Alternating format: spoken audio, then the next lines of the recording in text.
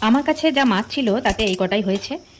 তো এই কটাই আমরা তিনজনে মিলে সুন্দর করে সাজিয়ে আর বেশ মজা করে খাবো। তো চলো, ভাজা হয়ে গেছে, এখন সাজিয়ে নিচ্ছি প্লেটে। এরপরে সবাই মিলে খেয়ে ফেলবো।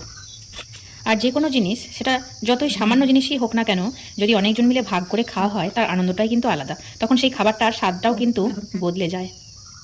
সাজানো প্রায় হয়েই গেছে। সাজানোটা কেমন হয়েছে তোমরা কিন্তু জানাতে ভুলো না। এরপরে চলো খেয়ে ফেলি। চলো এবার আমরা খাবো। কেমন হয়েছে দেখো তো, বাকি কেমন হয়েছে? ভালো। দারুণ হয়েছে না? হুম।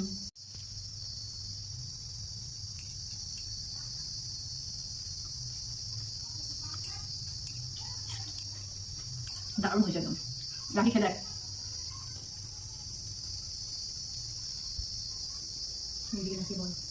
দারুণ হয়েছে। তো এই ভিডিওটা এখানে শেষ